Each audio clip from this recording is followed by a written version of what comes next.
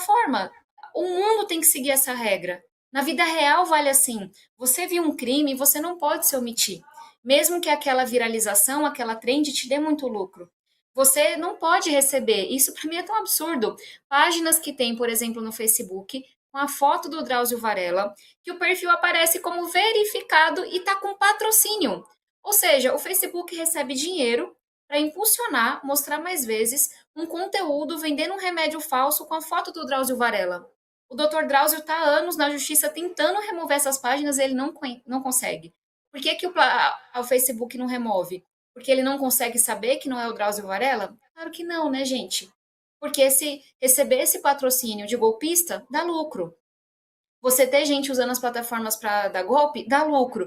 Então, funciona assim nos mercados. Você vai atrás do lucro, até que você esbarre em um direito fundamental. Falar de proteger criança é direito absoluto, a gente não tem nem o que negociar aqui. E quando alguém diz que regular pode significar também censurar? Aí a minha resposta, Tramontina, é quem que a gente está censurando. Quando a gente diz que as plataformas precisam remover conteúdos que são criminosos, a gente está censurando os criminosos. Vale dizer que em todos esses avanços, em nenhum momento a gente fala de matéria de opinião. Opinião não é sobre isso. Acho que nesse Brasil tão polarizado é importante deixar claro. A gente está falando de crimes muito conhecidos e muito bem tipificados no Código Penal. Aliciamento de menores, abusos cometidos contra a criança, incitação de ódio, incitação de automutilação. Você convencer uma criança e trazer ela para esse submundo para entrar na escola e atirar contra seus colegas e professores. Infelizmente, gente, por mais duro que seja, é disso que a gente está falando. Então, se o ECA digital traz censura, é uma censura para criminosos. É uma censura para pedófilos, é uma censura para gente ruim que deveria estar atrás das grades. E eu acho que esse tipo de censura cabe. Porque a gente não permitiria que um pedófilo, que um criminoso viesse aqui no Flow dizer o que pensa. Viesse aqui poder aliciar pessoas, enganar pessoas. A gente não permitiria que estivesse na TV, numa novela. Então, só para deixar claro que o ECA Digital não trata de opinião política, não trata de opinião per se, trata sobre ter um ambiente nas plataformas que é mais seguro para crianças e adolescentes. E aí vou deixar minha opinião porque eu acho que rede social não é para criança. Então eu inclusive defendo que abaixo dos 16 anos, criança e adolescente não deveria nem estar nas plataformas. Mas esse debate a gente não fez ainda. Tabata, aproveitando esse gancho do Tramontina, quando teve aquelas iniciativas de projetos relacionados a fake news no Congresso Nacional, que acaba contaminando um pouco esse debate, que, como a senhora está dizendo, é sobre outra coisa, havia um questionamento sobre quem faria com que as plataformas cumprissem, ou quem responsabilizaria ou puniria as plataformas caso descumprissem aquilo que era a previsão legal. Agora, né, nessa lei, você tem várias ordens aí que estão sendo dadas à plataforma para a tomada de providência diante de determinados conteúdos. Há uma especificidade sobre essa responsabilização, sobre essa punição em relação ao eventual descumprimento por parte das plataformas? Porque, por exemplo, se impõe que as plataformas precisam notificar as autoridades, a polícia, inclusive, em relação a crimes cometidos. Elas ficam com essa obrigação. E se elas não fizerem, se elas não removerem conteúdos que erotizam crianças e bebês, há uma clareza nesse sentido dessa vez? A gente está vendo, Felipe, uma atuação muito grande da Polícia Federal nesses casos. E a Polícia Federal vai continuar tendo uma atuação grande, porque são crimes que não estão restritos a um território específico, né? São crimes que ameaçam a segurança de todo o nosso país.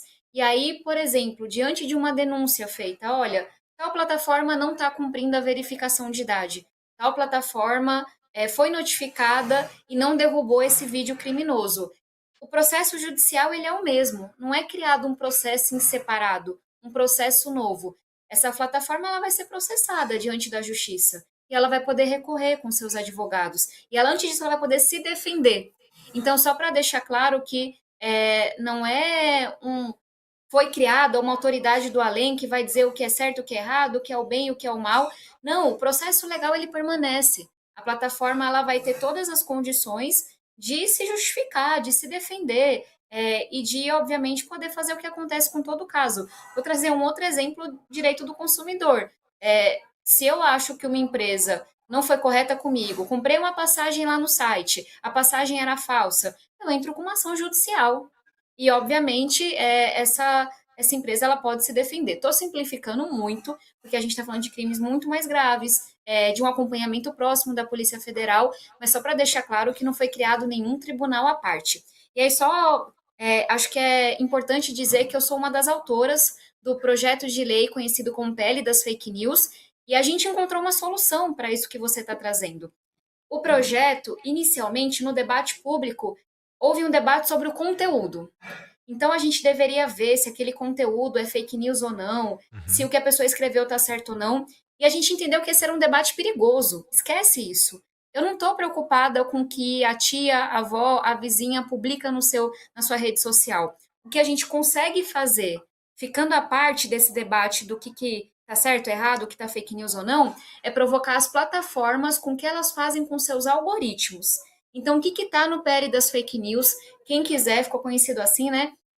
Pode pesquisar, pode olhar o conteúdo dele, chamar as plataformas e dizer: olha, você precisa deixar claro o que é um perfil humano e o que é um perfil de robô. Tabata, como é que dá para saber? Porque nenhum humano tecla 10 mil vezes por segundo. As plataformas sabem, elas decidem tirar alguns perfis, elas decidem não tirar outros, rotular alguns, outros não. Então, essa transparência. Qualquer outra coisa que está no pele das fake news? Financiamento. Eu, enquanto cidadã, enquanto usuária daquela plataforma, eu tenho o direito de saber quem pagou para aquele conteúdo aparecer na minha telinha. Tem que ter o CNPJ. Porque se foi um político que pagou, eu quero saber. Se foi uma empresa que pagou, eu quero saber. Transparência nos impulsionamentos, transparência no financiamento. E até uma coisa que é para reforçar a liberdade de expressão. Já aconteceu de plataformas derrubarem vídeos, posts. Já aconteceu comigo, que você olha e fala, mas não tinha nada de errado. Eu não ataquei ninguém, sabe? O que está acontecendo? E hoje você não tem como recorrer. Essa é uma coisa que está prevista no nosso projeto. Se a pessoa sentiu que a sua liberdade de expressão foi atacada, que ela não infringiu nenhuma das regras, ela vai ter que abrir um processo dentro da plataforma, a plataforma vai ter que explicar o que é que aconteceu e isso vai ser analisado. Então, teve muita fake news sobre o PL das fake news, vale dar uma olhada no que está no texto, a gente segue lutando para aprová-lo, porque ele não trata do conteúdo do que a pessoa escreve, mas sim das regras do algoritmo, das regras do que é financiado, do que é impulsionado, e ele mira muito nessa coisa que eu falei para vocês de medicamento falso sendo vendido com a foto do Drauzio Varela, recebendo Facebook, recebendo dinheiro desse criminoso para impulsionar esse conteúdo. Claramente isso é crime. Tabata, como é que o ECA digital e as confirmações que são necessárias, por exemplo, uma foto ou um vídeo ou uma confirmação com o meu documento, que como a gente já conversou aqui, pode variar um pouco de plataforma para plataforma esse método.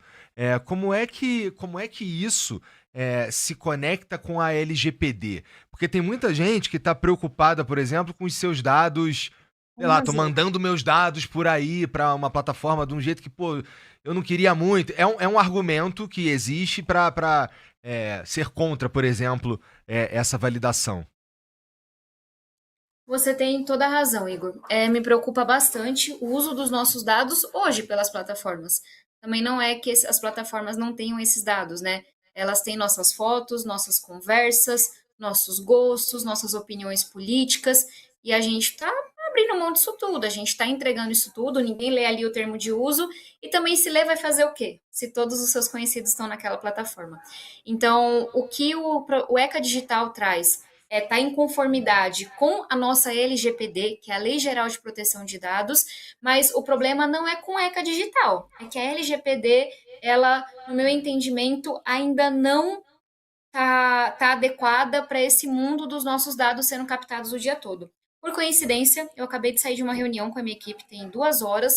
A gente vai apresentar um conjunto de projetos de lei complexos. A gente foi olhar para casos de outros países, inclusive, para dar mais autonomia às pessoas sobre o que elas querem fazer com seus dados.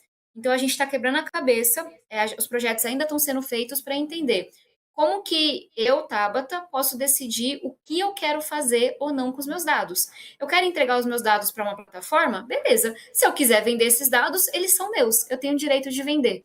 Então, só para dar um exemplo, assim, para Aham. deixar bem claro, a gente está olhando para as legislações mais avançadas, que são de alguns países europeus, para devolver às pessoas o direito de fazer o que elas quiserem com os dados. E não simplesmente entregar todos os dados, toda a nossa vida, sem nem saber que isso está acontecendo.